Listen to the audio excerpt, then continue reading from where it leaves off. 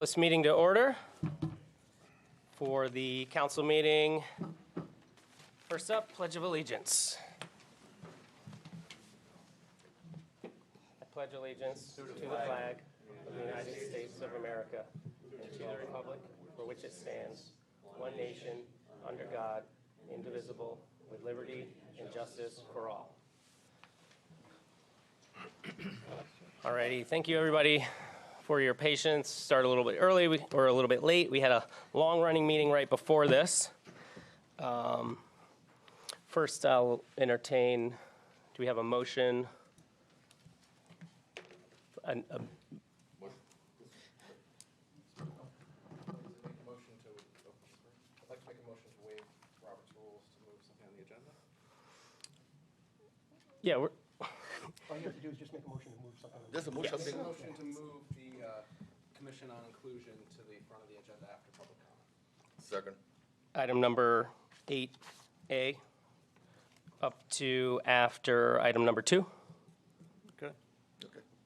Any discussion? All in favor? Aye. Aye. All right, thank you. Just in respect of everybody's time. First thing on the agenda is public comment. This portion of the meeting is specifically set aside for comments from the public who are asked to limit their comments to 2 minutes. Any person interested in providing public comment via email should email publicmeetings@rockyhillct.gov prior to 4 o'clock on the day of the meeting to have their public comment read into the record. And if I could just add one thing, we've got a few people here to do public comment, so let's just be respectful of everybody's time. Usually we are pretty lenient on the 2-minute rule, and we'll keep that as long as everybody, stays respectful of everybody's time. But if anybody would like to offer a public comment, jump up to the mic and make sure we speak into the mic and use our name and address.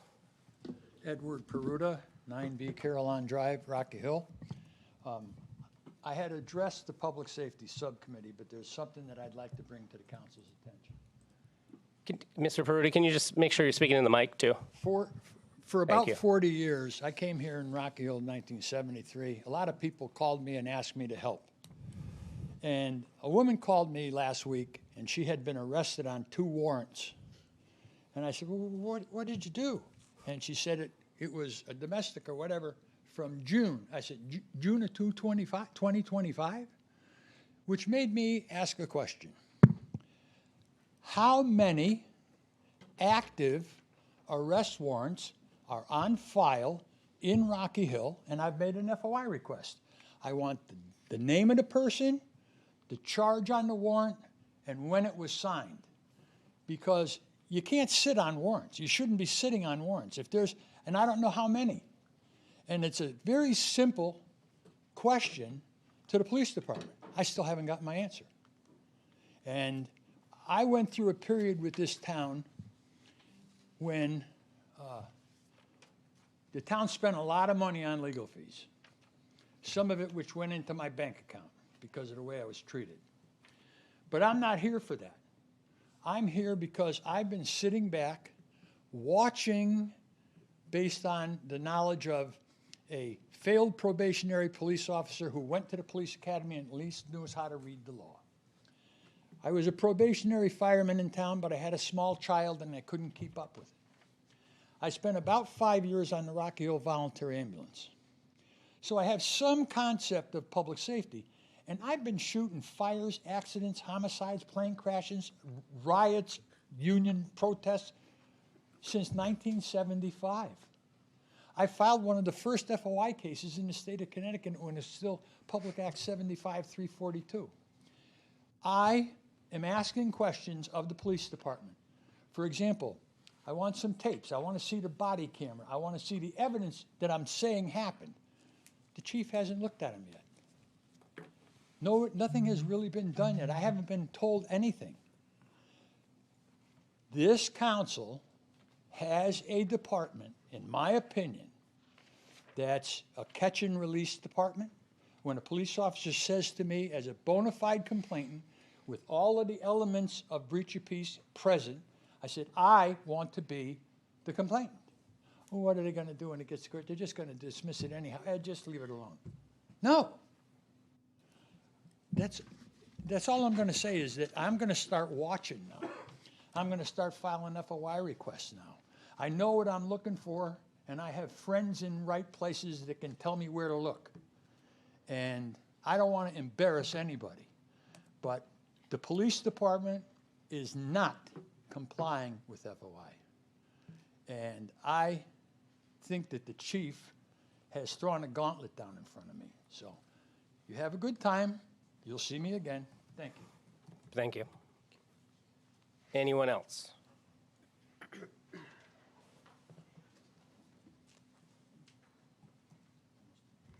Hi. Alexis Ciccarello, 40 Riverview Road. I'm here today as a member of the Rocky Hill Arts Now organization. We're a new nonprofit promoting and supporting public art in Rocky Hill. In a recent public information meeting that we organized, members of the public felt that the town public policy needed to be addressed and its restrictiveness. And we at Arts Now agree. Currently, the policy allows public art in parks only. We would like to see it expanded to include other locations, such as buildings, street medians, public plazas, open space, and any other areas identified by city staff, the Plan of Conservation and Development, and in accordance with the council's direction. Also, the current policy addresses painting crosswalks and parking spaces and does not include works of art and other artistic disciplines, such as sculptures, murals, permanent and temporary installations, performance art, and music.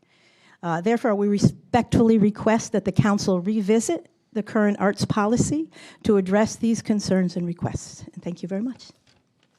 Thank you.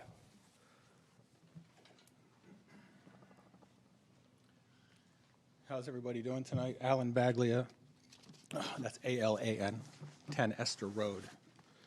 And I can't see any of you, but I can see what's in front of me here. I'm going to follow up on my colleague Lexi's comments. I'm also speaking on behalf of Rocky Hill Arts Now to discuss the town of Rocky Hill's public artwork policy that was created on November 1st, 2024. And to my knowledge, there's been no applications for this. I'm not going to go line by line through this thing. I'm going to be very respectful of your time. My comments, a total 350 words I counted. There are 6 sections in this policy. They are statement, purposes, location, design, procedure, and finally removal.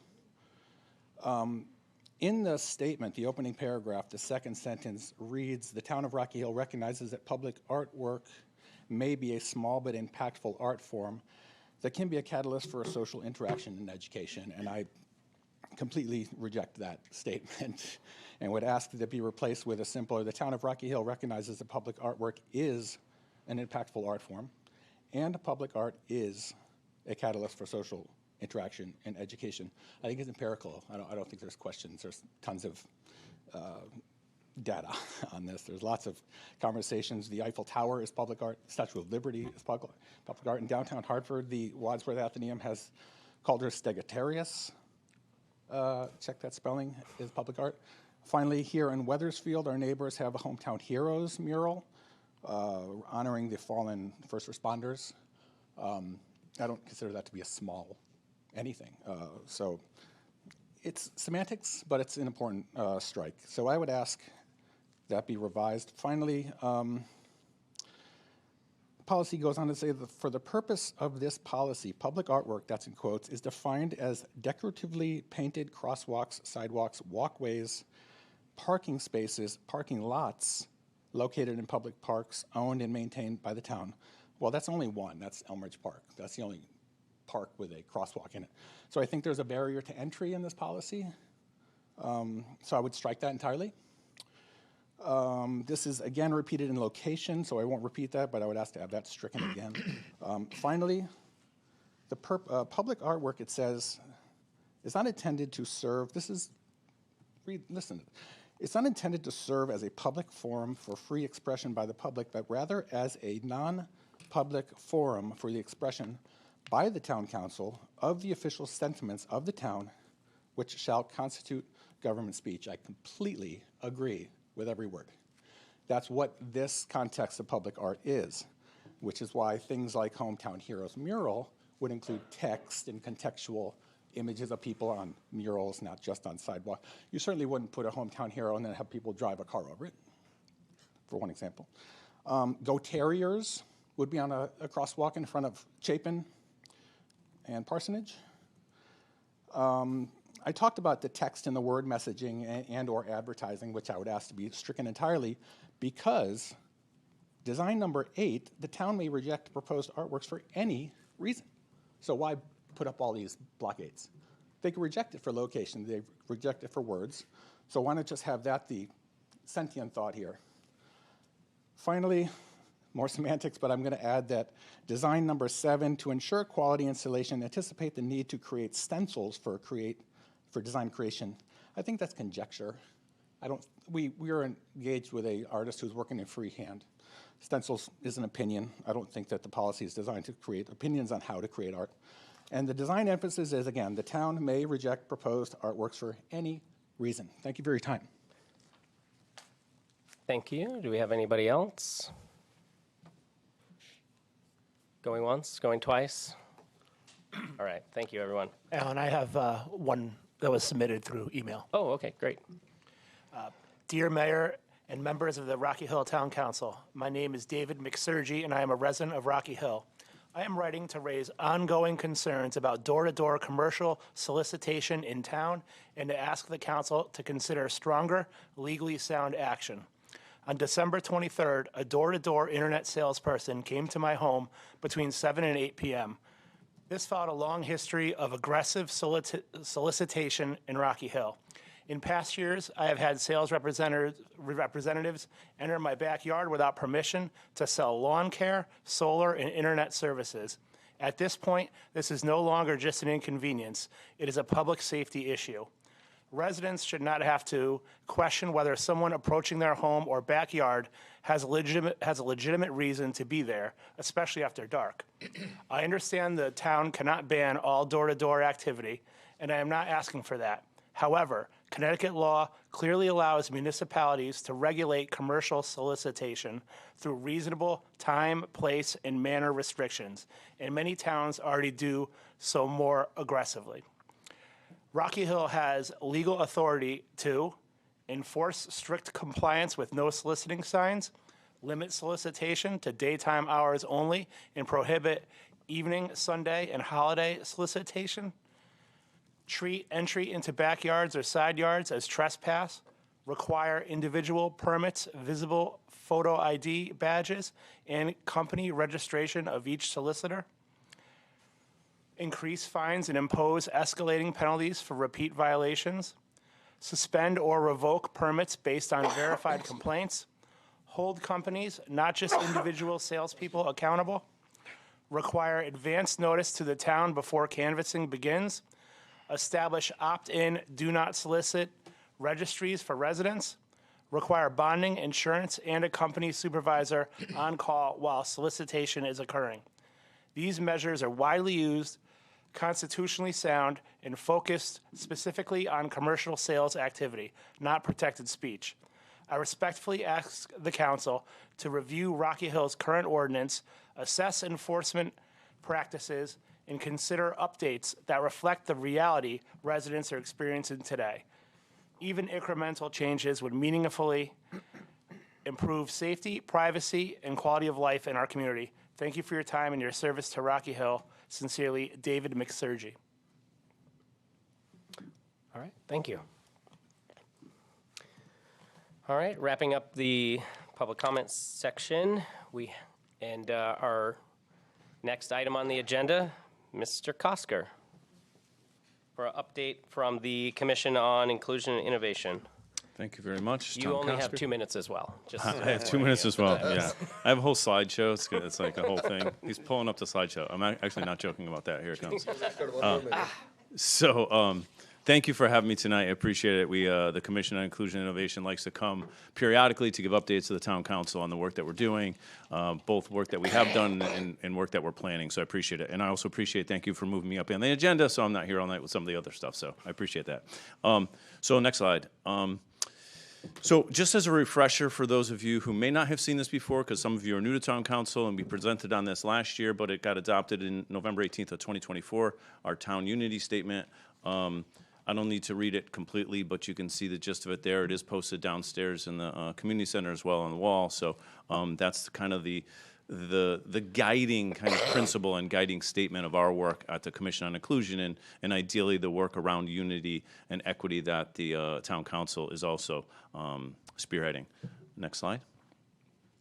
This is a lot, so I won't read it all, and I will get these slides to you through Ray, so you guys can see these later if you want to look at the details of it. But, you know, our commission, we have a number of commitments that we've committed to, things that we commit to do. And again, it's fairly lengthy here, but enable, empower, and include all. As you can imagine, a Commission on Inclusion is just about having a voice for everyone, having a place at the table, at the discussion table for everyone. So again, listen and bring visibility. You've seen us talk before on these issues. Create opportunities for dialogue. I'll highlight a couple things we've done this year around creating dialogue for our community members, promoting activities and events that address bias, highlight opportunities for equity and inclusion. The last bullet, support the execution of ideas that help our town be inclusive, showcase diversity, enable unity, and create a sense of belonging.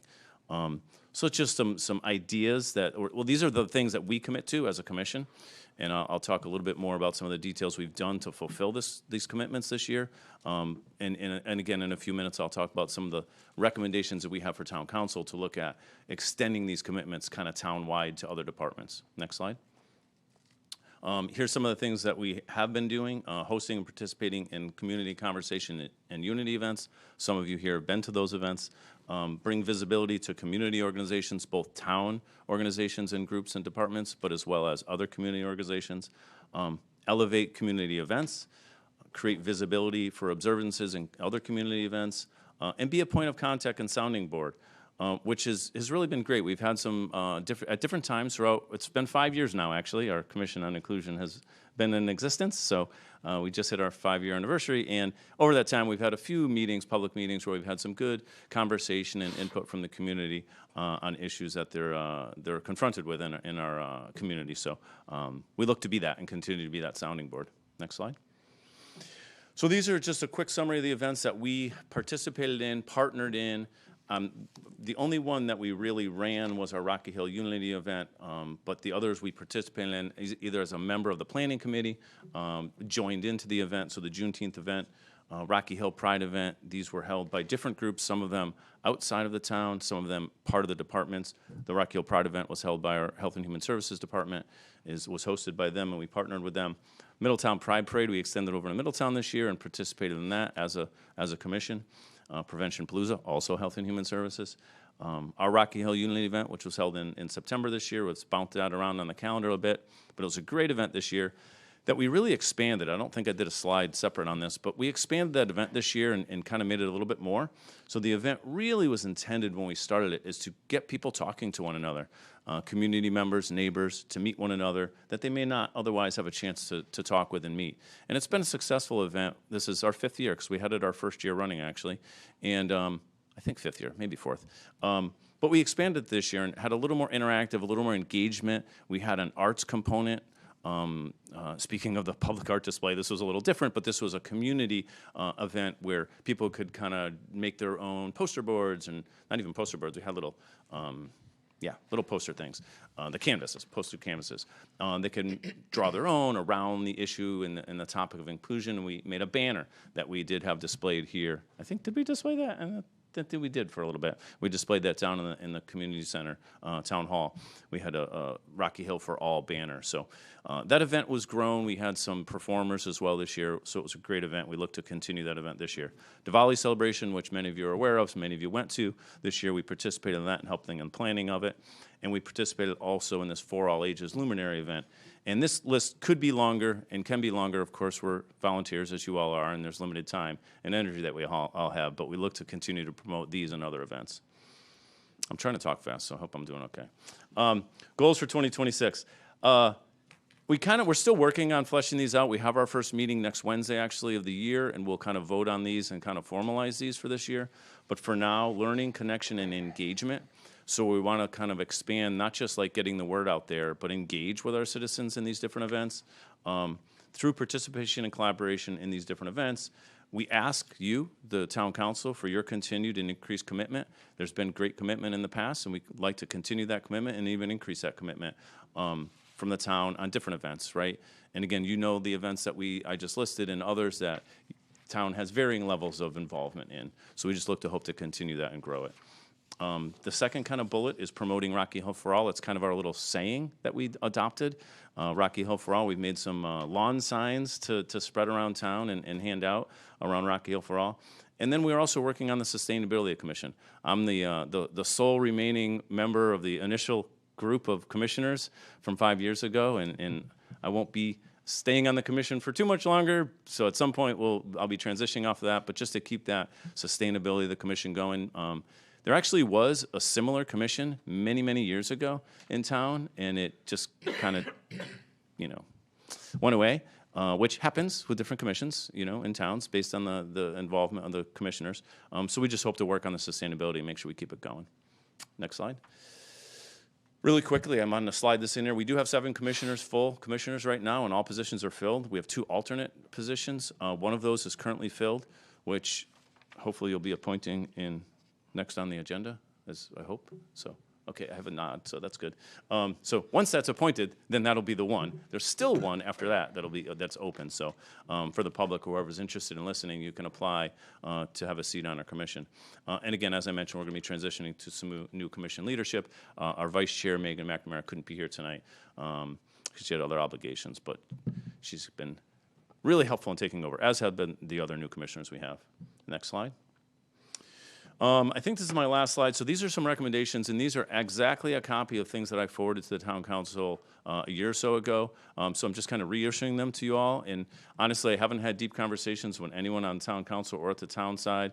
But these are just things that we're hoping to promote and ask the town council to consider and look to kind of increase our inclusion in Rocky Hill. So again, these I'll read quickly, but acknowledge and respond to divisive incidents in our community. Proactively develop policies that allow for visual expressions of inclusion. Third bullet, request that all commissions identify and adopt commitments that foster equity in our municipal processes, decisions, and as an outcome. So again, this is just extending to other commissions in town, not just ours. Apply an equity perspective to all decision-making, including the municipal budget. And then lastly, implement proactive recruiting initiatives to increase the diversity of the town commissions. And I know that many of these things are being worked on and have been worked on for years. Some of these things have been worked on previous to us even being a commission. So we applaud that, but these are kind of things that we were hoping to, forward again. As an advisory commission to the town council, these are some things that we were hoping to forward to you guys, and I'm doing that tonight. I think that's the last slide. Other than my thank you. There we go. Thank you very much for your continued support. I'll entertain any questions if you like, or if Tom's been talking long enough, you can tell me to go. Mr. Mayor. All right, we have questions. Yeah. I just went to the hate crimes talk that was held at in Weathersfield. Just recently, yeah. It was tonight, yeah, 5, with the state police.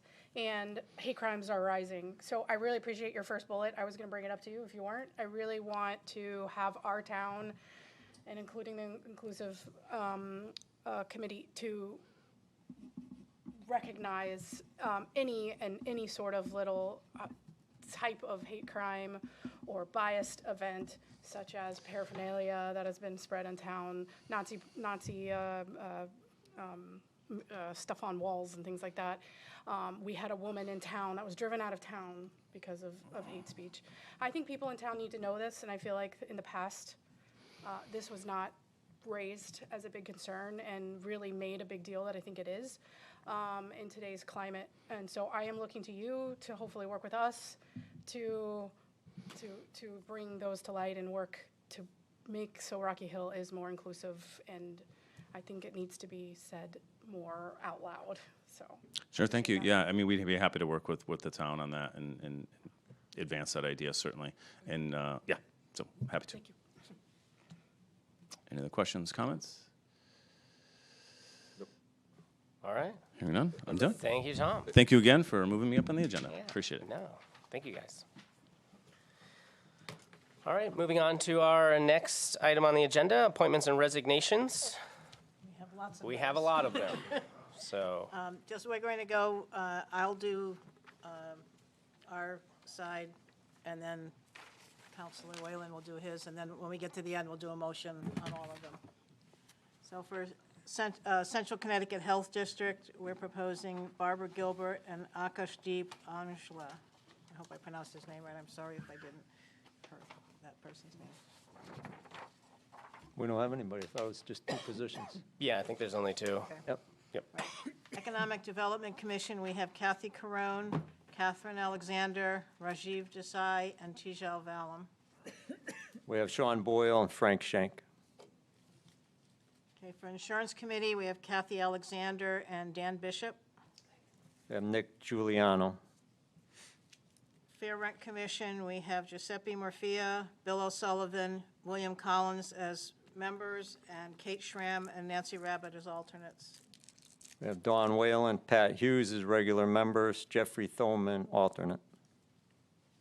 For Library Board of Trustees, we have Mara Kalin, Fung Martin, Louis Nadell, and Nancy Rabbit.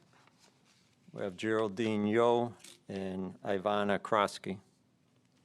Okay, for Local Housing Authority, David Thoreau has another year on his term, so he'll be up next year.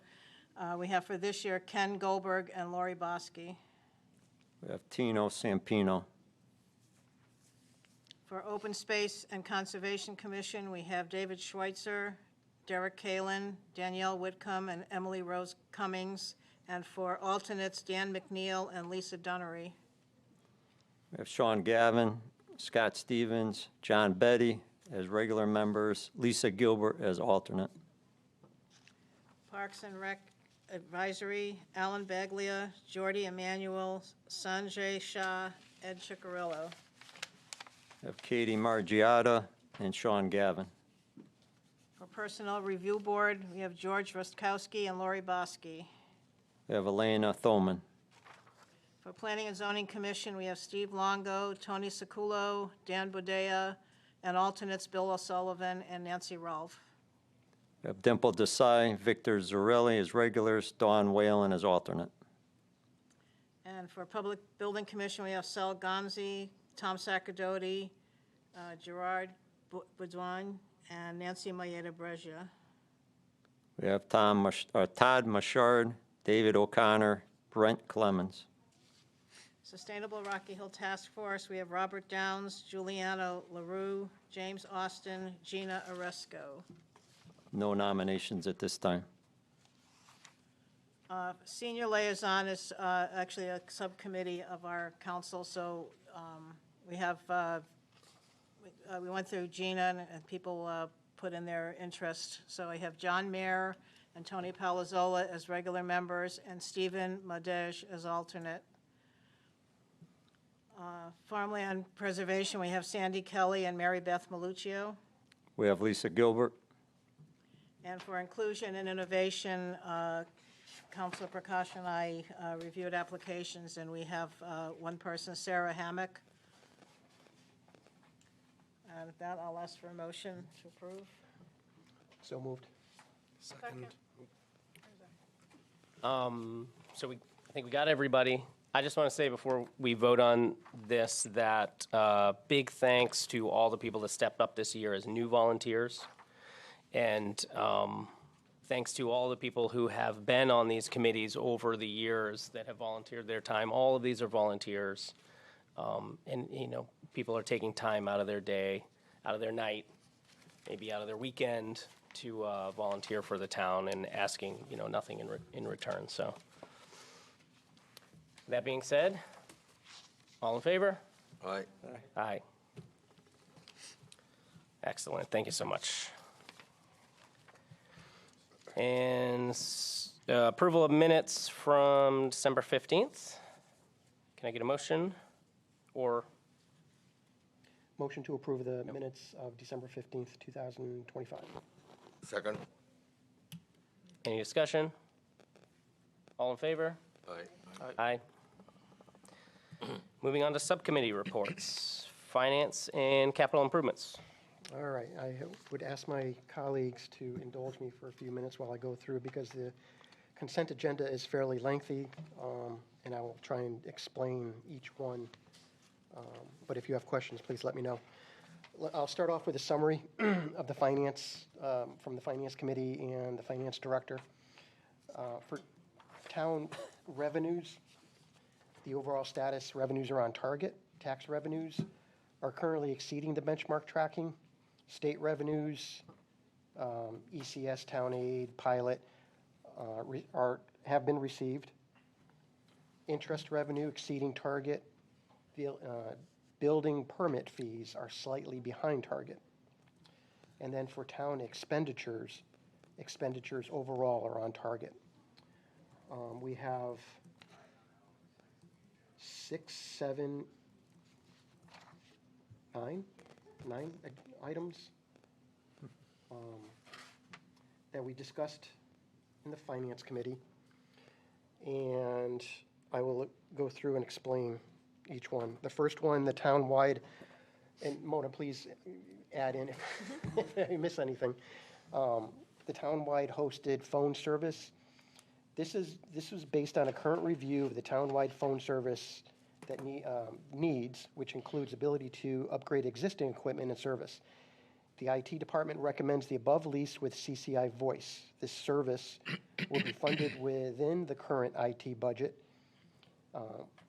with no additional costs as offset by the elimination of the server routing and existing contracts. So I think, from my interpretation, it's just a step up to a more modern IT phone service. Yeah, specifically cloud-based versus server router method. Right. Okay. That's the first one. The second one is the Board of Ed closed their health insurance, one of their health insurance accounts, and they're asking to transfer the balance over to the capital non-recurring, specifically for their school improvements in the amount of $164,459. The next one is the West Hill roof. And these 4 resolutions are basically routine steps in order to start the project. So the first one, basically for full transparency for the public, the Board of Ed is looking to replace the roof at West Hill during the summer of 2026. This roof replacement project could qualify for up to 47% of cost through a school construction grant from the state. And this roof replacement project is considered a fast-track grant. In order to apply for this fast-track construction grant, the town council has to approve 4 resolutions authorizing the Board of Ed to proceed to apply for the construction grant with the Office of School Construction. This first one is resolution number 1 of 4, and this is setting up a building committee which would encompass members of the board and other town committees. Can I interrupt for 1 sec? Yeah. We're going through these, right? Because we're doing subcommittee reports right now. Would it make more sense that we also, as we're listening to the explanation of these potential motions, to actually vote on them, so that when we go back to it, we may not have further questions? You don't have to do what you're already doing now. Well, for the consent, we vote on the whole thing. Yeah, We for a can't ask consent questions. agenda, you just We're on vote on it as subcommittee one thing. reports, or are we on consent agenda? No, Is we're my- on some committee. I'm explaining the Okay. consent items. Okay, go ahead. And as I go along, feel free to, So Bounce this will on be me the with a question question, and yeah. answer, right? Yeah. Well, I feel good about it. because we can't, because we can't do it on the consent. And if you don't feel comfortable with any particular item, you can pull it, you can ask to pull it out, Yes. and we can discuss it Yep. on the consent. This one is, okay, the second one is the authorizing of the schematic drawings and outline specs. That's item number 2. And then the third item in the process is the authorizing the filing of the actual grant application. And then the final one is the local funding authorization. So the total project is $1,678,635, and that would come from capital improvements non-recurring funds, which is sufficient to cover the local share of said project. Mona, is there anything you want to add to that, like the 47% and filling in the gap there? You know, I think you did very well. We're going to put the application in there to get the 47%.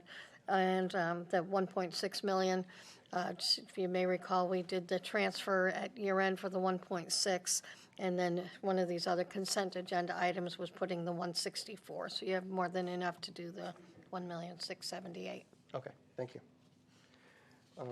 So just to be clear on that, sorry, does that mean the entire project is 3.4 million? Correct. And This is our and the portion. 1.6 is the 1.6 that we're spending? Correct. Okay.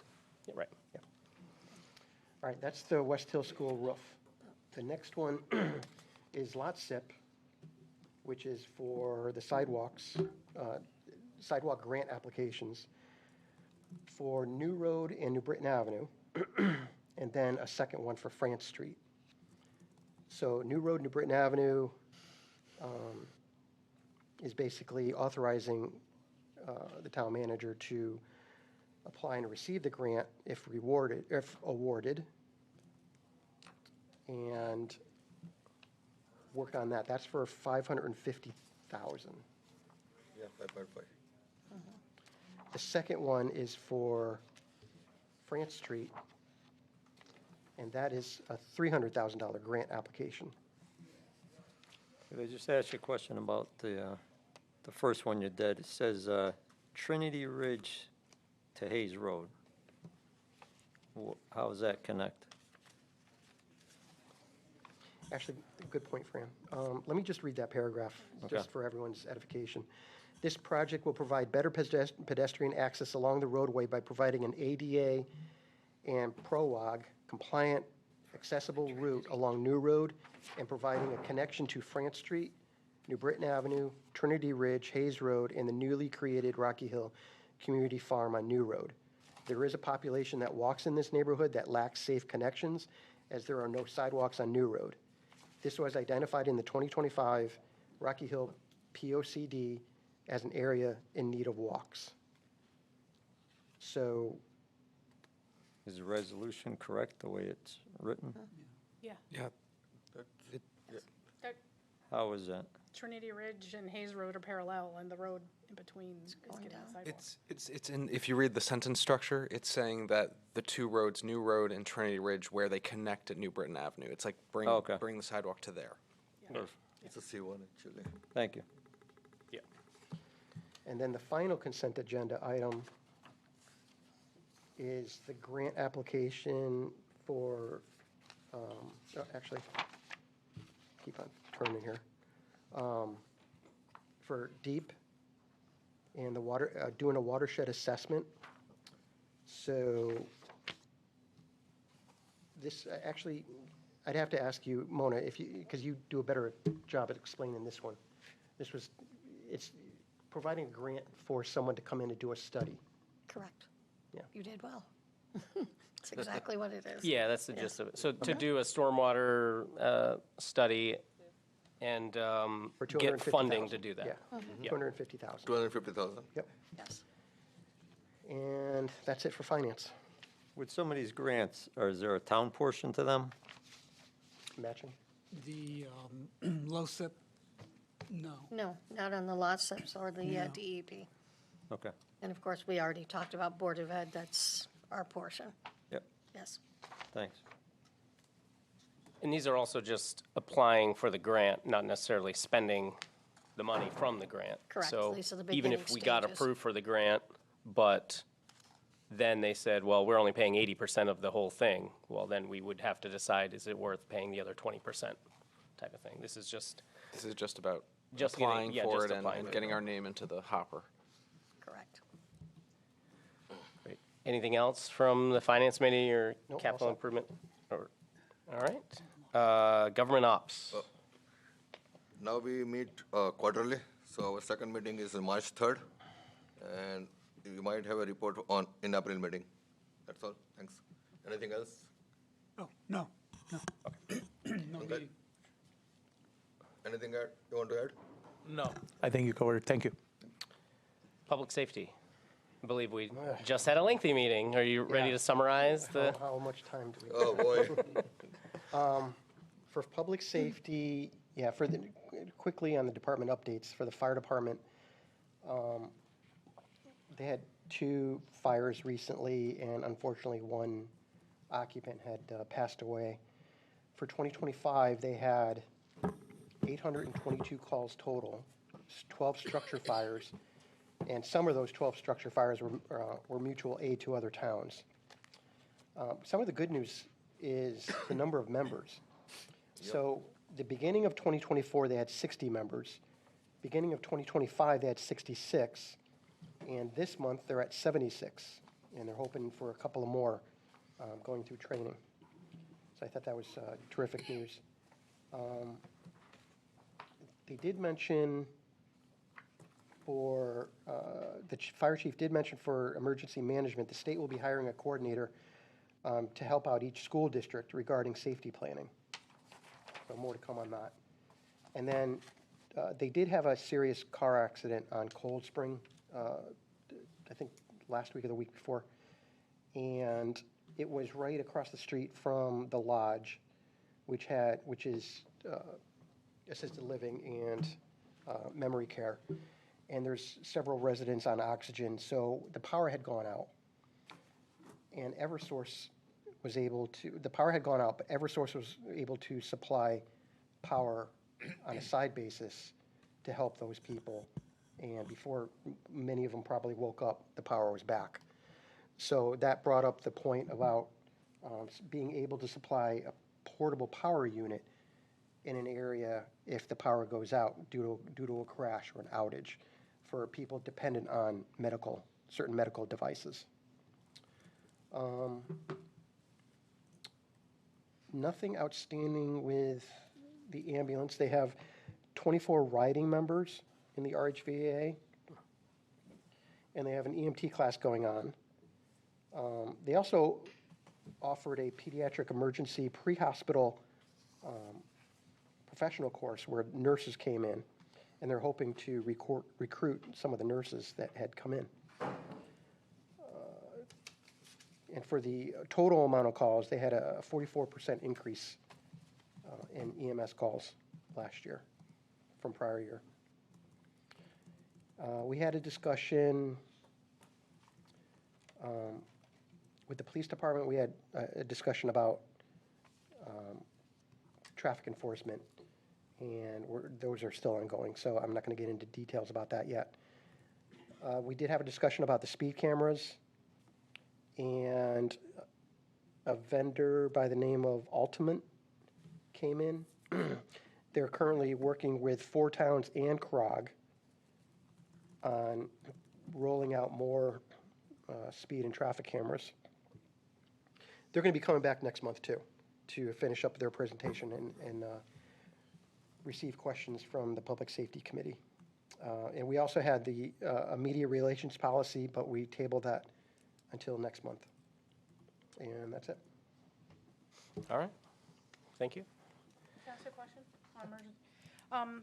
I believe there's been, in the recent legislation, more information and requirements for emergency management in municipalities. Have you heard anything on that, Zach, yet? I'll try to get more information on it, but something to consider for future. I wasn't sure if you were aware of it, or if it was discussed at all. For general public safety management, or because no. we have a public safety, we have an emergency management director, Okay. which is the fire chief. Okay, hopefully he's aware of it. It's more of emergency management in terms of like like disastrous events and things like that. But, yeah, so, but, Fire chief. yeah, all right, thank you. Okay, that's it. All right. Senior liaison? Senior Liaison will be meeting on Monday, January 26th at 4 p.m. In this room. Human Services Director Missy Hicks did ask me to read one notice. The Human Services is having an intergenerational event, Steeps and Stems, an afternoon of tea time and bouquet making open for all ages. Enjoy tea, sandwiches, and instructed do-your-own flower bar, perfect for Valentine's Day. The event will be held February 13 at 3 p.m. at the Senior Community Center, Room 1A. The cost is $40 per person, which includes food and your bouquet with vase to take home. To register, call Kelly at 860-258-2726, and you must register by February 1st. All right. Steeps and stems. Land acquisition and farmland preservation. We have a meeting next Tuesday, but I just wanted to put out to the public that there's an ongoing thing with a legislation, Public Act 490, that we're going to be putting on the agenda for our February meeting and having the assessor attend to give an overview and some other information if anyone's interested in this Public Act 490, which impacts a lot of landowners in Rocky Hill, especially the farmers. Great. Thanks for being proactive about that. Liaison to the state rep, state senator. Thank you, Mayor. Just a couple quick things going on with the state. The session is starting very soon on Wednesday, February 4th. Connecticut alternates between a long, odd year session and a shorter, even year session. So this one's the short one, which means the calendar is compressed, and it means good timing is everything. Mayor Smith, myself, and a few others will be going up to the Capitol on opening day. We want to make sure we've got early visibility with leadership, that our needs and interests in Rocky Hill are heard and understood before the ball gets rolling too fast and decisions start to harden. So if any other counselors here would like to join, we still have room before we get into quorum territory, so feel free to reach out right after the meeting. Secondarily, just to dovetail on what John was bringing up, that is an issue that is fast developing and will be something that we're monitoring. I just want to say thank you to you, to Councilor Whelan, and to Representative Kerry Wood for being active on this and engaged and working on a plan for us as a town. It's obviously very important. I also want to thank the governor for his quick action in response to the outcry. He immediately asked OPM to reinstate the 2020 values so that we don't get this going right here in this tax year, but that's temporary, and I appreciate the work you're doing to make sure that we get something permanent in the future. And yep, that's basically my report. All right. School liaison. Yes, the Board of Ed met on December 18th and January 15th, so I'm going to briefly go through 12-18 and then go through the January meeting. So from the December meeting, Student Senate update, 15 Rocky Hill students went to a leadership conference, and 3 of our students had presentations and acted as moderators. I'm going to skip through some of this because it kind of blends in with the January. At their consent calendar on last month, Ron LaMontagne gave an overview of Stevens School HVAC projects. Phases 1 and 2 are finished and need to be accepted as complete so that invoices can be submitted for grant reimbursement, which is about $339,000. Okay, special ed. Dream Cafe Academy has 13 Dream students and 10 Pathway students. And they gave an overall, we have 403 special ed students in the district as at the beginning of the year. 201 are on 504 plans, which are accommodation plans so they can receive the same educational opportunities. And we received a seed grant, special ed grant of $93,000 towards behavioral specialist and math tutor.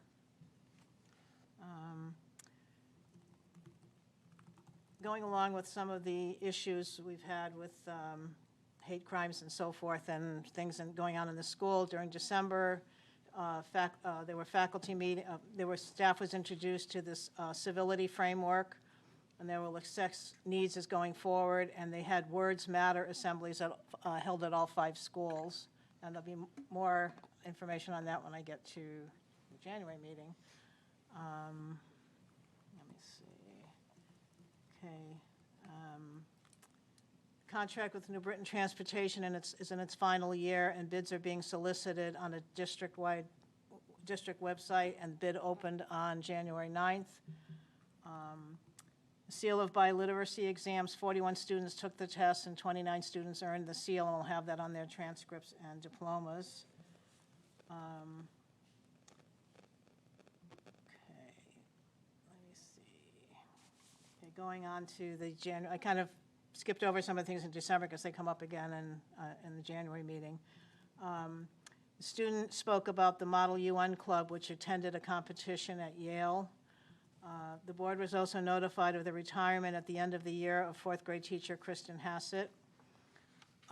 On their consent agenda, they approved the West Hill roof educational specs, and digital blue pens will be forthcoming, so that kind of dovetails into our consent calendar. For curriculum, the district continues to expand enrichment opportunities, especially in STEM. They have STEM DOT in high school and after-school STEM at Griswold. They also started a career center and in partnership with Middlesex Chamber to provide more pathways and opportunities for students. Each school has a dedicated Safe School Climate webpage to allow transparency and communication with families, and also provide restorative practices for accountability and responses in case of conflicts. The schools of OSA have a 3-tiered discipline chart and also strengthening the multi-system support, MTSS, 6 to 8 week cycles for academic, behavioral, and social emotional support for students and staff. And they also have monitoring tools at the high school and the middle school. Budget books are in hand for the Board of Ed, and they will be having their budget workshops January 27th, January 29th, and February 5th, 6:30 in the council chambers.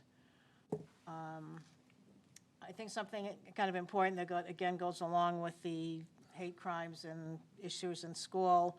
The board has a subcommittee, voice committee, which is values of inclusion, community, and equity. They held a public hearing to listen to parents and students discuss harassment and discrimination. Unfortunately, there were several experiences of racial slurs and other harmful language, and also discussions of the mental and emotional toll on the students having to deal with these issues.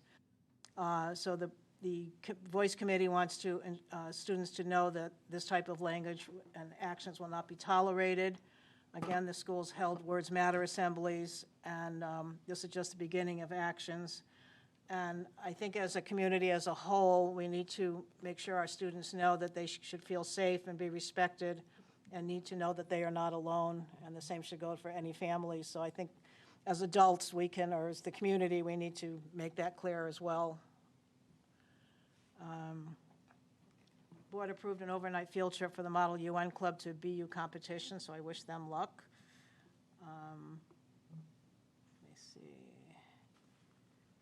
Rocky Hill Public Schools will be interviewed for Hello Connecticut in partnership with Kenway's Cause Animal Rescue.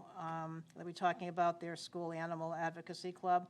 They did not give a date for that, so I don't know if that's when that's going to be televised. The Finance Committee did discuss that they, again, have deficits in certain areas. One is on salary because of daily subs.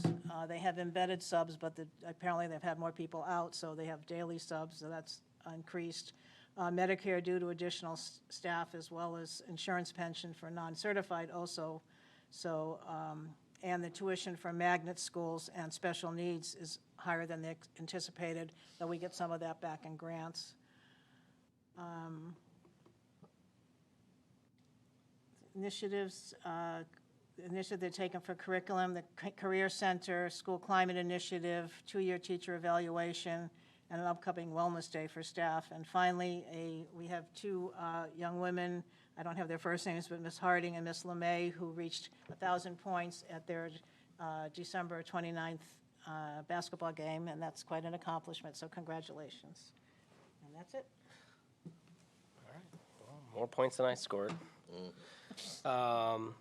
Moving on to agenda item 6, consent agenda. Now, we don't need to read any of the details of these specific resolutions, right? Because they were all, okay. I'll entertain a motion to approve the consent agenda. So moved. Second. All in favor? Aye. Aye. All right, moving on to old business, item 7. Discussion, possible action, update on shared services, operational assessments.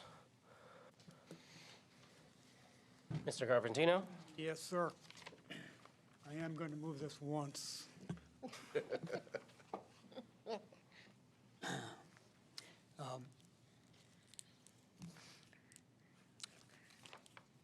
A lot of progress has kind of been kind of a little bit delayed pending some discussions with the Board of Education members, which we'll be having a meeting sometime tomorrow. Yeah, to the point of the Board of Ed part, we're having a meeting tomorrow evening, a handful of us with the Board of Ed and and the superintendent and their attorney to discuss the implications of shared services between the town and the Board of Ed.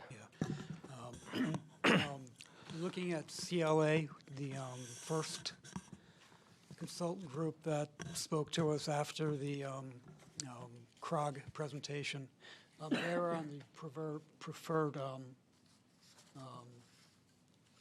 vendor list, thank you.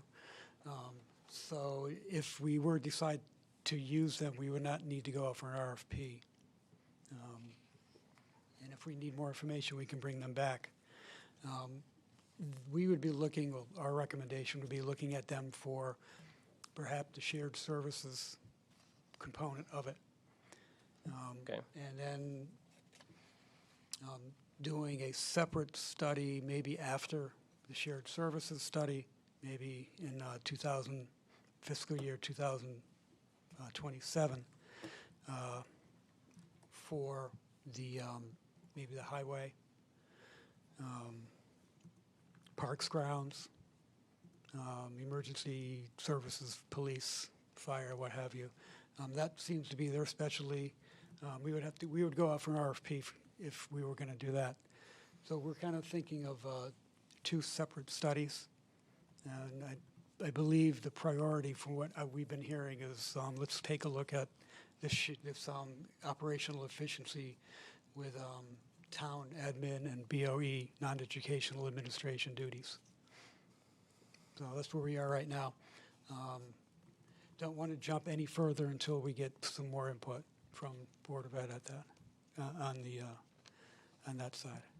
Yeah, I think that's kind of where we're at right now, but a little bit of progress, and I think they've been able to articulate their concerns a little bit more there.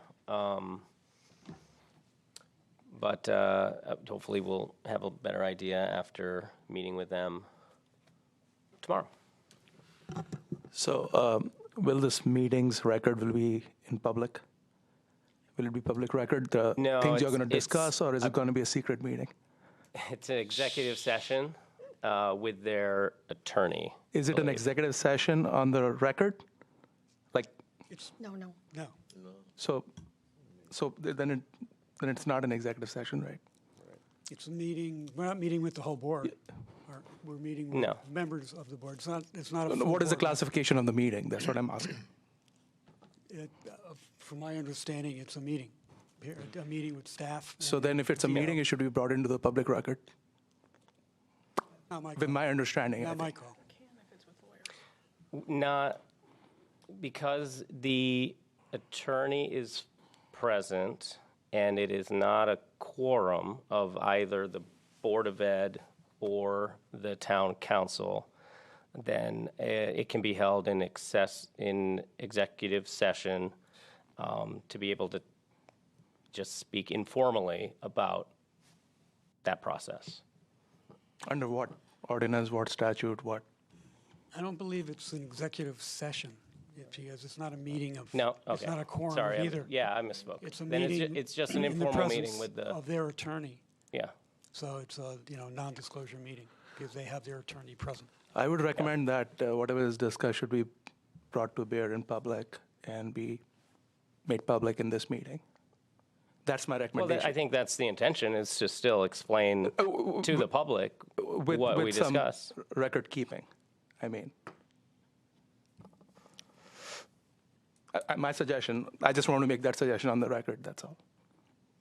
I think it's an information meeting, actually, nothing else, right? Yeah, it's basically just, basically just the Board of Ed and their attorney wanted to have a meeting with some of us to talk about the implications of sharing services between departments and how that relates to the state statutes and charter. And,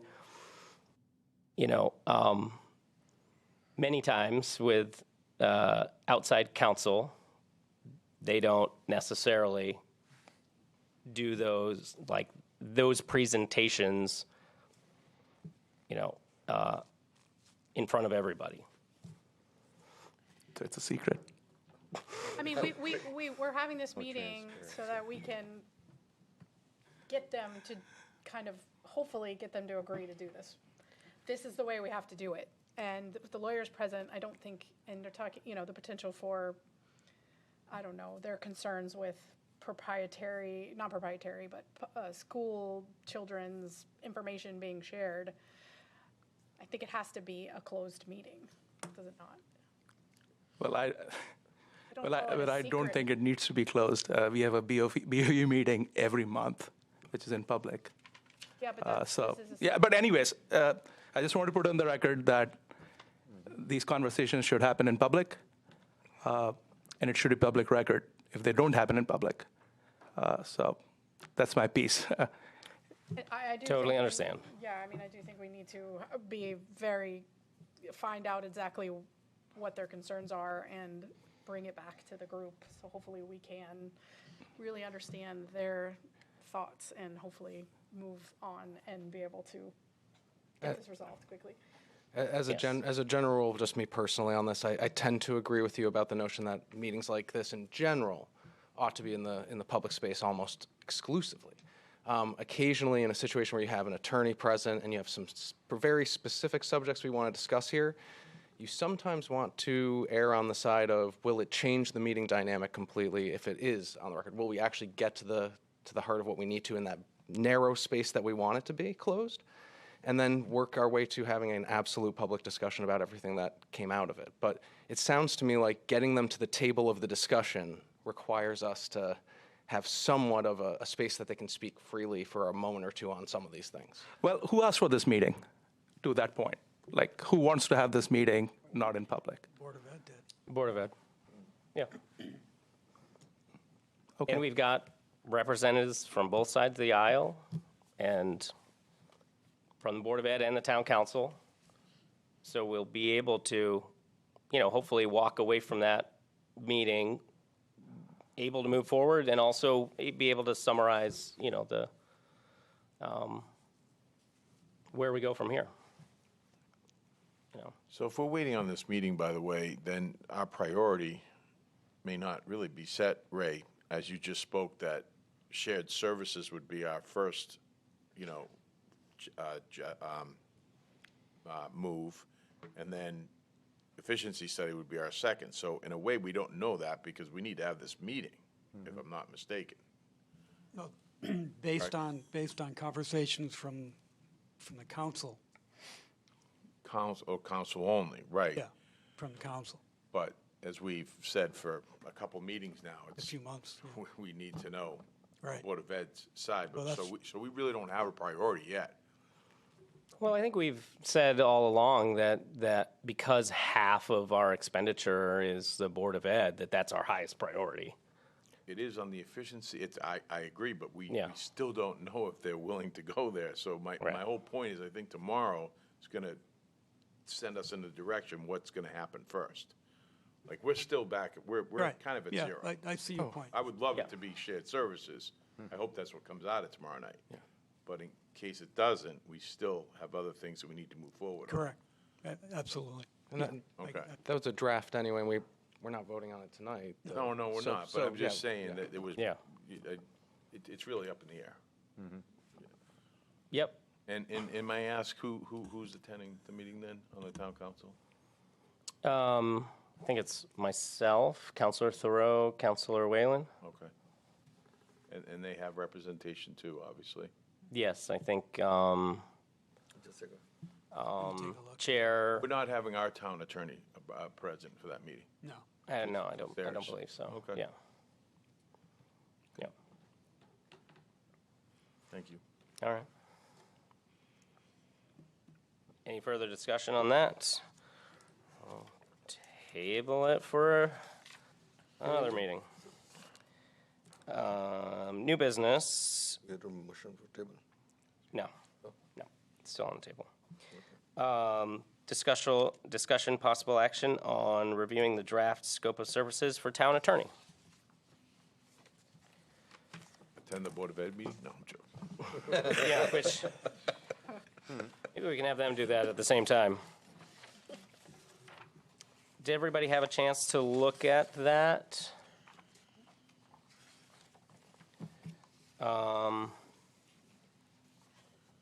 We only have one attorney left on the council. Any feedback, Councilor Thoreau?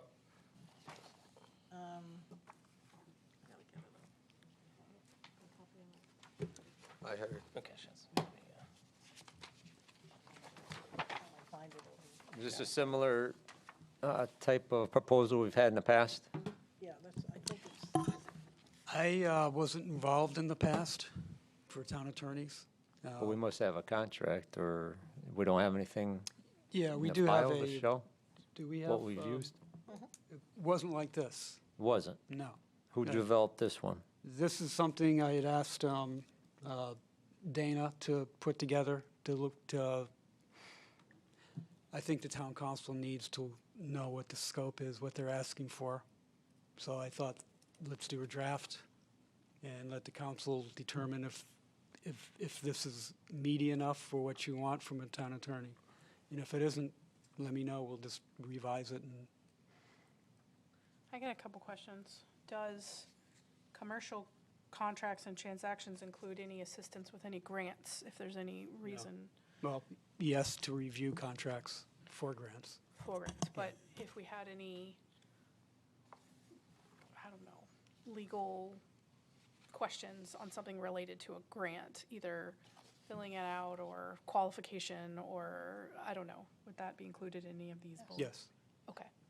Second question, something I see First Amendment free speech, but if we were to have any issues with ICE or hate crimes or anything like that, would that be something we would use our town attorney or need to? And should we include it? I don't know how you guys feel about that. If it's something we need to be worried about right now. Yeah, I mean, it's not something we've had to worry about before. Fresh on my mind from. I mean, I think, part of it is just, I think there's a line, counseling staff, town manager, town council on legal perspectives and counsel on various governmental issues. That kind of falls under, that's like everything. Falls under there. One of the things that was not in here, but I think some other towns use their town attorney to also help with, we were sitting with the town manager and the mayor of another town, and they were talking about the things that they do around economic development, and they have a town attorney that will review sometimes like their incentive structures and things like that. I don't believe that. Oh, yeah. That's included. That's included, okay. I didn't remember. I mean, it's a catch-all, it's not specific, but if you want to highlight it, we can. I think that might just be under like contract, obviously like transactions and stuff, okay. Also under general and municipal. I mean, It's under the catch-all of, either one of those categories. okay. Was there anything added to this scope of service that we don't currently receive from our town attorney that we would like to? No. I mean, no. Halloran Sage or any other Merthyr Kalina or whatever, Rome McGuigan in the past. They're all fairly the same town attorneys with their services. And the other 9 towns I worked in, they're similar.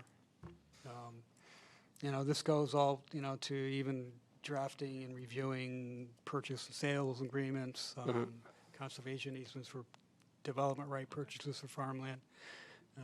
We've used town attorneys for those in the past also here. What about FOIA requests? I know we had someone present on that already. Is that also this lawyer, or is it a different lawyer? We, depending on the request, if the FOIA request is involving personnel matters or union matters, it may go to our labor attorney. Right. Otherwise, it would be handled in-house by staff, depending on the size of the request or what the request is involving, or it would go to this attorney, whoever is chosen. I understand in the past, we may have had issues with the responsiveness of previous firms and things like that. If we have that type of issue again, is that addressed in this scope of service? Like what's the out if we are not getting along? Mutual. Okay, was that That's that how was it the last time? That's how it was last time also. Okay. We weren't happy with them, they weren't happy with us. We weren't happy with them. Okay. We weren't happy with them, and They decided to, we decided to, then they decided to let hand us over go. the case. Okay. Yeah. That's usually covered though in the actual agreement. This is just soliciting. Correct. Okay, Looking yeah, for, okay. but that would be This detailed is not the contract. contract as it would stand. Yeah. I actually just wanted to come and say that I appreciated the balance that you struck between detailed obligations and keeping it broad enough that we can use it. Number 10 is really important, furnish legal opinions upon request. I might add the words within a reasonable time frame. It is a term of art within the legal profession and will hopefully hasten any responsiveness. But that's my only comment. Thank you for everything you've done on it.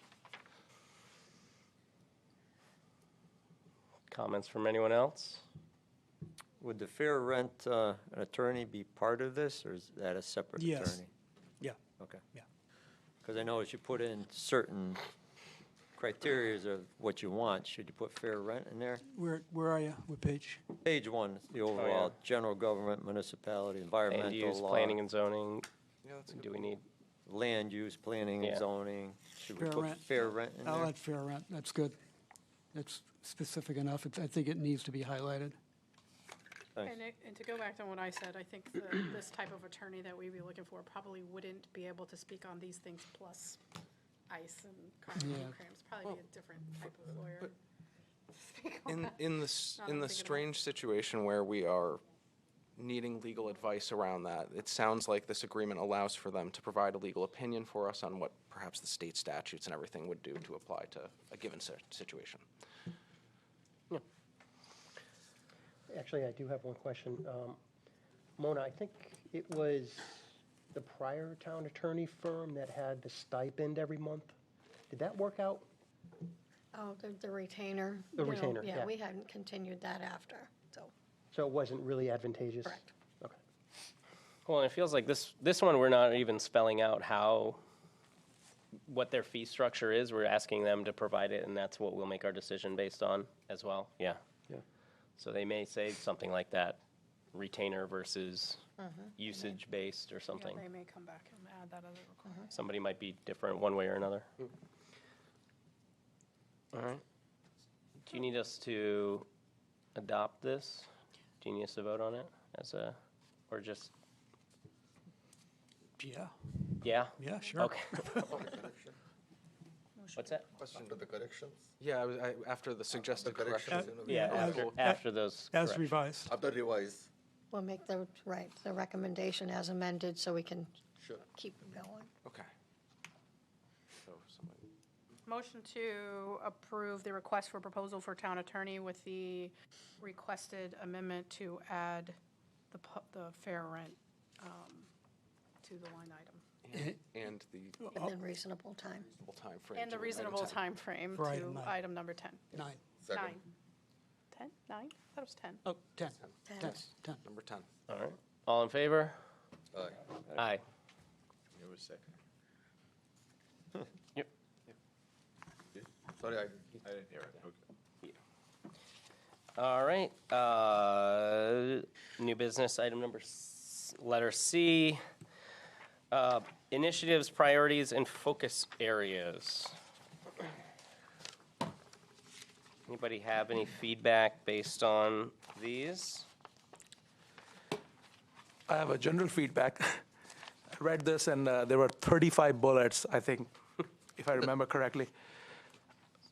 Priorities, those are priorities. Yeah. 35 priorities. 35 priorities. Yeah. I don't know, Ray, about you, but if I can accomplish 5 in my day job, I could keep my job, basically. Yeah, we tried to list everything under the sun. But what I'd like you to look at are just the highlighted, the 10, the highlighted, bolded headings. Kind of think of them as maybe the goals, and then all of the, the A through Ds or A through whatever they are, A through Hs. Those would be maybe the action steps that the departments would build their budgets on. The attempt here is to tie budget to actions through the departments. So, for example, I don't know, environmental protection, number 6. Continue to review best practices with an emphasis on sustainability, recycling, disposal. So that would probably hit community development services budget, Dave Pomberg. And also it would hit probably, of course, transfer station and public works. When Joe Lentini is building his budget, okay, what are you going to do? What are your targets in each of your budgets? Continue to update the MS4 regulation. So what did you do over the year to update those regulations? What actions have you done? That's the intent behind this.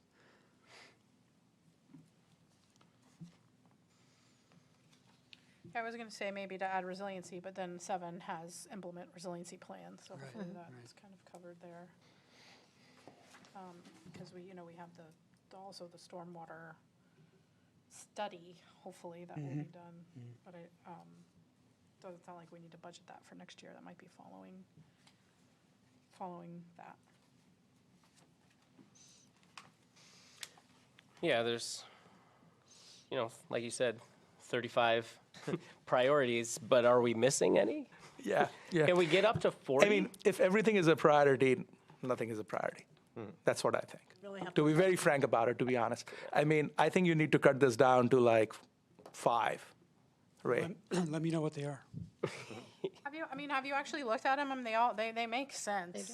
Yeah, no, everything makes sense. We are running a town here, right? I mean, everything makes sense.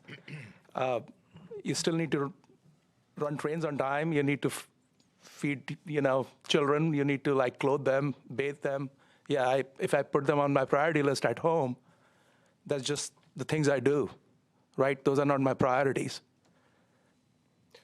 There's a difference between things you do and your priorities. Yeah. Things you just do to survive, right? Your wife, your children. I told them if feeding them was my priority. I don't know if they'll believe me. Just in response to that, I thought this was a useful memo in terms of being a framework for how we look at all of this. It is expansive, and I definitely can appreciate that it would be helpful, and perhaps he's asking us for our input on this, to highlight some of them as those top priorities. Maybe the title of the document's maybe a little off for that I'm reason. being facetious, No, halfway, but- okay? but I'm with you, I'm with joking, you. I'm satirical, I'm not a comedian, as you guys know, not that great, obviously. But it's just I think it just got something out of me. I'm just, no offense, Ray, sorry. I totally understand. I think this is also the first thing that I said to Ray when he sent it over. It struck me, and this is the last thing I'll say on this, but it reminded me of a previous job where I was managing salespeople, and somebody from above came down with this with the method that we were supposed to, coach everybody on. It was the 18 steps of this perfect sale. And I was like, 18 come on. Yeah. But taking a step back, we have so many different departments, and each one of these things has 2 or 4, somewhere between 2 and 4 priorities, other than economic development, which is, A through H, which I would argue economic development is a very big priority. Now there's, A through H, I don't know how many that is. That's like 7 or 8. That's 8 priorities under that one thing.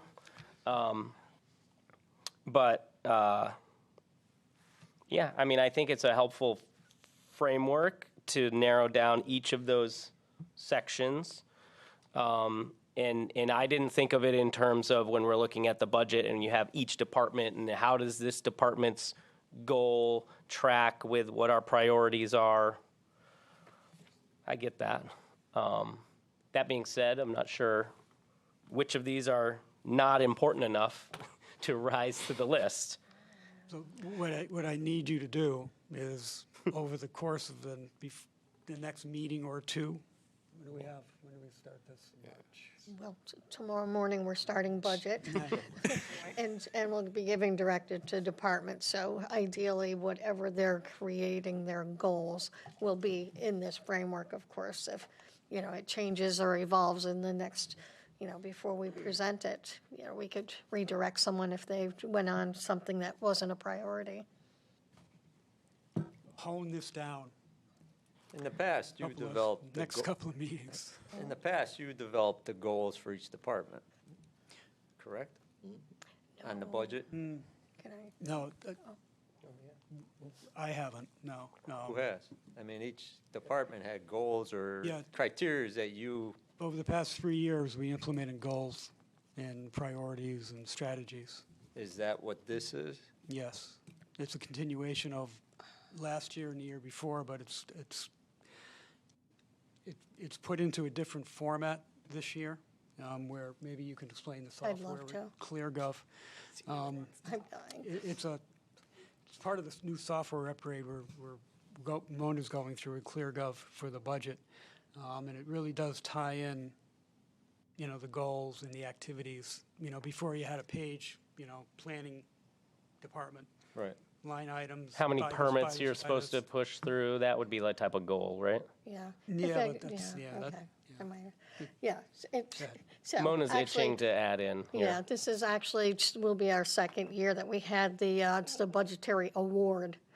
And so not only is it the software, but this is what's being expected nationally. If you were going to have the ideal budget, you have to have the core, which is this, and it has not been done that way. It was, in the past, a department would choose what their goals were.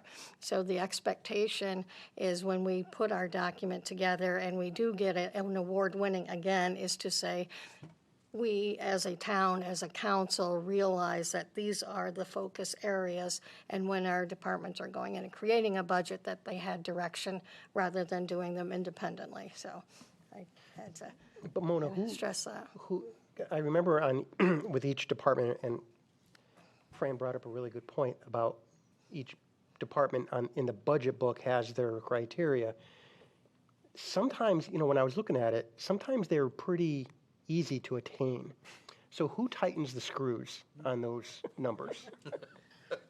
I tighten the screws on the actual goals, and Yes. she tightens the numbers even tighter. Okay. All right. Well said. Thanks. Okay, so our takeaway from this is that we should take a look at these and see how maybe we trim some things out, maybe we highlight some things, and then we relay that to Ray Please. as we're meeting with everybody to do the budget. Don't you think it's a little benefit if we had some of these department heads in? I don't know specifics in each area, what their priority is or what they think is a goal. I think we're planning on, we're going to do the road show, right, for the different department heads. But this is going to over be the given next to couple them months. prior, correct? Is this given to them prior Correct. to that? Yeah. And these should be high level enough that if they've got specifics, they'll fit in. I think if, But like, we're talking about the schools, facilities. Continued effort to maintain, sustain efficiency, make building improvements timely and cost-effective manner. I mean, are those too generalized or what? I don't, Yeah, this is Intended to very be. generalized. It's supposed to be, Okay. So when Phil comes in, he's going to be very specific, and it's going to, he knows kind of what the buildings need. He's the expert. But his goals need to tie into that, Okay. you know. Okay, you're going to, you know, where are we? Continue to make efforts to maintain, sustain efficiencies. So he's going to lay out what he thinks he needs to do this year in the budget, and the cost, hopefully, you know, of that. You know, new carpeting, painting, fixed the boiler here, you know, the garage doors at one of our buildings to be maintained, things like that. Okay. So once they get to that specificity, then they would have to prioritize. Like we do a CIP, some things, okay, we can put this off for 2 years or whatever. Like the CIP. Yeah, I mean, Smaller babies. looking So- at these, they're so general, it's, Right. what do we cut out? I mean, I think they're fine, in my opinion. So, When by it the way, gets to to be, you know, constructive about this, for example, like if you pick something up, so that I'm not just criticizing you, Ray, so I'm trying to be helpful now. So, continual revitalization efforts along the Silas Dean Highway, kind of specific. It mentions Silas Dean Highway. It's better than continuous improvements to roads, bridges, and sidewalks of some town. But I think this could be better if you said increasing occupancy rate on Silas Dean Highway by 10%. I mean, that would be a goal. That may be Continual the only- revitalization, yeah, it's a goal, but it's kind of vague. Like, I mean, I'm just trying to help. I mean, if I was writing this, I will put some numbers behind it with that bullet and say, I want to increase the occupancy rate. What does that mean even? Revitalization. But Those, that's all I was gonna that's say. the idea, those That's their numbers. expected. When economic, you know, take that example, economic development will come before the town council, and there'll be a more specific item. That is a general objection. Objective. Objective. Yeah, no, It's a general objection for the department head. Okay, I want to increase the commercial occupancy rate along the Silas Dean Highway. That could be the department goal, and then there may be a step or two. What are you going to do? Tell us how you're going to do that. Can we get that list? Yes. That's it. I think That list that's is the the list we budget. want, That is the I think. budget. Right. That's the I don't one know. they're going to be told to do starting tomorrow. Yeah, I mean, like, much more pared down, much more focused with metrics behind it, like, you know. I think that goes to like tactics. Like this is Action steps, strategy, yeah. this is like priorities, and then there's the tactics to get to those. Yeah, but I think the goal should be measurable, right? I mean, I don't know if you can, like, continue improvements to roads, bridges, and sidewalks. That's not a measurable goal. Yeah, I mean, how do you measure that? very easy. Ask linear, Steve. linear feet of sidewalk completed or extended. Ask Mr. Sopelek. No, and On the I spreadsheet. see your intent there, Ray, like, I get it, but I'm just trying to be, like, helpful in you trying to get to where you need to go. And I just think, like, you can't have that for 35 things, obviously, all those metrics. So you got to cut it down to, like, some reasonable number where you can actually put behind the metrics and articulate it, right, in a way. I super appreciate the notion that we need some goals mixed in here that are very specific and very much say that we are trying to achieve something here. I also think you don't want to wipe away all the general language, because some of the value to this, in my mind, is that these department heads see this and they know that whatever it is I'm coming to the table with, it's got to at least fit somehow within these parameters here. And so anything that's outside of that, it's going to be harder to sell on the notion of getting it funded. But that one that you brought up, particularly about roads and sidewalks, I certainly can agree that we could put something a little more specific to that goal. Maybe our next steps would then be to look at these and see where we can add some more specifics. Just between all of us, come back to the next meeting and try to bring these. I mean, Ray out. I would say, like, Ray should give it a shot first and then bring it back, a revised version of this, and then we can keep iterating on it. And we can do some homework too while he's bringing that to the next one. You and I can go over and come up with some of our Sure, own. 100%. All right. I'm good with that. Awesome. Fair.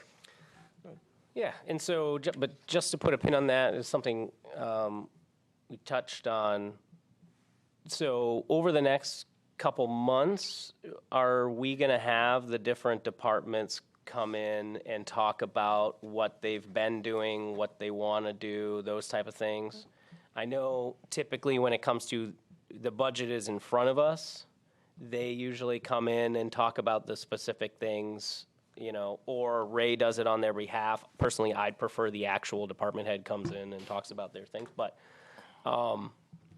is that something that we can do over the next few months, couple months before the budget is actually in front of us? Well, I was going to say, yet again, you know, it's with the directive that's going out to the department heads, that if they had this list, the direction is, there's actually software that is this, it says this is the focus, these are the goals. Their directive is to say now, this is my action item, which might be, I'm going to increase this 10%. They have now it's a new piece of software they'll have, and they're going to say, and I am being successful, I'm halfway there, or I can't get anywhere with this because financial, you know, and so forth. So this will be something that they're going to be giving to town manager and myself as they do a review prior to your presentation. So kind of the timeline of that. Yeah, I think you're talking about what we attempted to do a couple of years ago when we brought each department in. Yeah. I think you called it the road show, Meet the department. something like that. Yeah. Every department came in well before probably starting in January, I think it was, or December. This is January. To inform the council of what they're doing and Yeah. how they do it and what have you. That didn't really work out well. I mean, it was good information at the time, but by the time you got to the budget workshops, it kind of got forgotten. Everything that they've done and everything that was laid out in front of them. And then, and then they just had to go through all of it again? Yeah. Okay. If you want, we can bring them. You know, When are their budgets due to you, by the way? Because obviously you I'm review telling them and you February make. 20th at this point. Yeah, February 20th is the directive they'll have tomorrow. About 30 days. Yeah. Yeah, so that's a pretty tight timeline to have them come in and then also come back again. Well, my suggestion, I'd say, then followed by that is the meetings with town manager and then presentation 30 days after. right. Yeah. That's kind of how My it flows. suggestion would be, you know, I was thinking about this last year, is that some of the budget meetings are so compact with so many people presenting. I think we need to do our best to spread things out this year, so there's not 7 or 8 directors coming in, and it's a 4-hour meeting. I think we More need to spread meetings. out the budget meetings a little further so that they can spend at least, 5 or 10 minutes explaining their priorities, their departments, for some of the council members that hadn't been here last year, and then go into Q&A regarding their budgets from us. And if we could if we could do like a 20-minute per department so that the agendas are outlined that way. I just hesitate to be here until 11 or 12 o'clock at night when we could have spread it out a little further. I'm good. Are you saying kind of get rid of the budget workshops or? No. I'm talking about the budget workshops. Oh, okay. So when they I come thought in. you were talking the road show. No. When they come in for the budget workshops, we don't have 7 or 8 given presentations, and we're here for 3 hours. And we just are so confined And then to so many people. And what always happens is the last director comes up and we're running out of time, and then they're just like, oh, and this is what we need to buy, this multi-million-dollar piece of equipment. Oh, I'm out of town. I'm sorry. Yeah. And then, Right. yes, I agree. We'll have to look. We'll look at the calendar when. those come. I'd rather, more smaller ones, or or So sometimes if we started in January and their budget's not due till February 20th, we were getting not pie in the sky numbers, but we weren't getting real numbers. Yeah. So they hadn't done the due diligence. So that January and February presentations we got rendered not as useful, right? So And I don't mind learning a little bit more and then having the workshop, because then we can grill them, whatever you want to call it.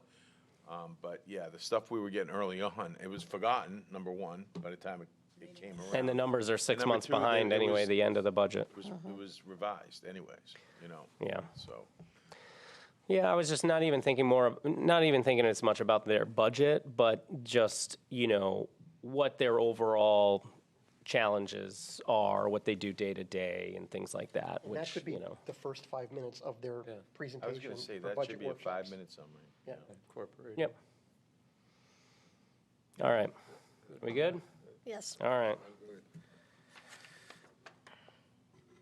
All right, moving on. Okay, some of you have been here for hours, so I'm not going to talk for long. Plus, my voice is starting to go.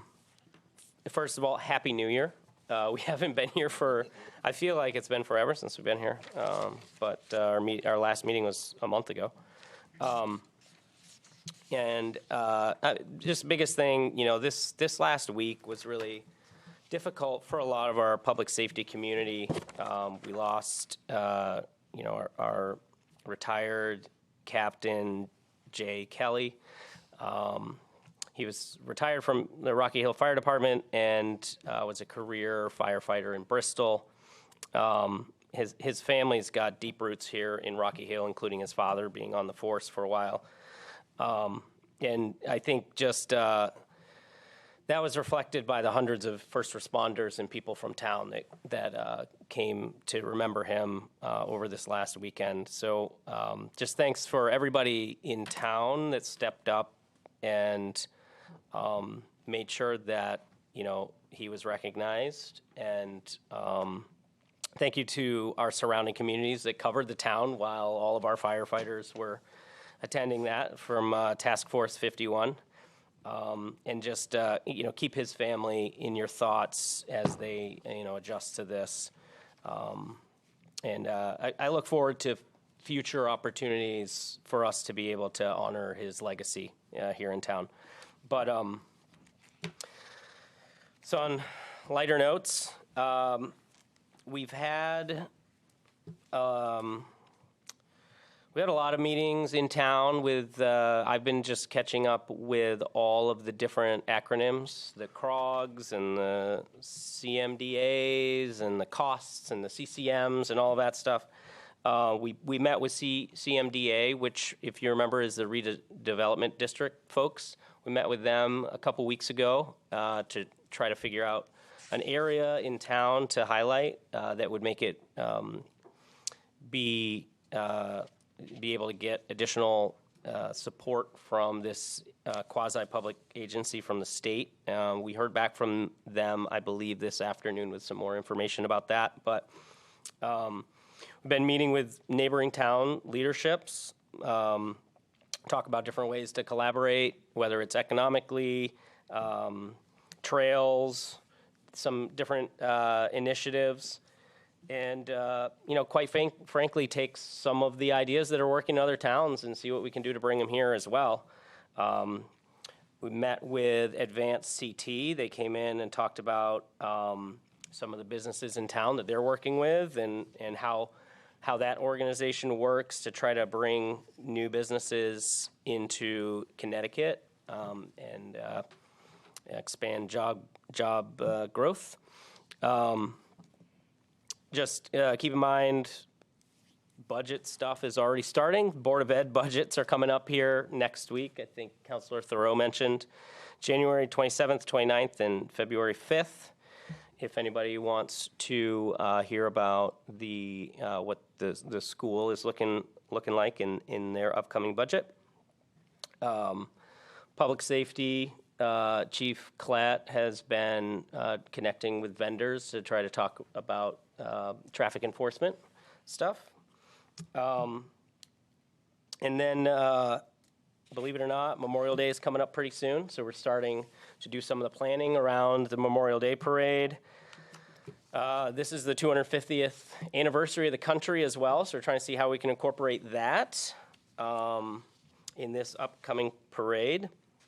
And then just looking forward, I have a coffee hour at the senior center tomorrow. No, Thursday. Sorry, I lost track of what day it was. You know, these holiday weeks get like that. That's Thursday at the senior center, just in the lobby from 10:30 to 11:30. I invite everybody else to come too. I guess we probably can't have a quorum there, but if only like 2 other people come, then we're totally good. I hope so. Maybe only one. Oh, all right. Well, we can't talk about any official business then, but that'll be at the senior center. Looking forward to doing that. I've got another one in February, just, you know, trying to be accessible. And tomorrow we do have a Rocky Hill Division Chamber of Commerce meeting at 8 a.m. at Brown & Brown Insurance here in town. So if you're staying up late tonight and watching this, but you're going to wake up early tomorrow and want to go to another meeting, 8 a.m. tomorrow for the Chamber of Commerce. And I think that is all that I will make you suffer through. Mr. Town Manager? All right, good. I was able to eliminate some things on my list. Thank you. Some more mundane activities. Motor vehicle supplements were mailed out on December 17th. Sent out a total of 3,795, totaling just over $1 million. 25-26 youth basketball season is underway. They've had 290 kids participating, ages 5 to 18. I know Human Services and BOE have collaborated on a pilot program for students that incorporate life skills, and they'll be working on curriculum for that. Melissa will be working with Dr. Zito on that. That sounds like shared services. I don't want to get involved. Sounds like we're sharing services. I thought that we couldn't do that. Moving on to building. Just a quick stat, 92 applications were reviewed in December, and 95 permits were issued, also in December. The town has retained precision concrete cutting to locate, map out, and cut trip hazards of our concrete sidewalks throughout town. They've done 13.25 miles so far. And they'll be mapping another 15 miles. With that, this first guy comes along with his big machine, and they grind down where concrete slabs move, settle, or crack, and they get rid of that sharp edge so that and round it out and make it more flush so the trip.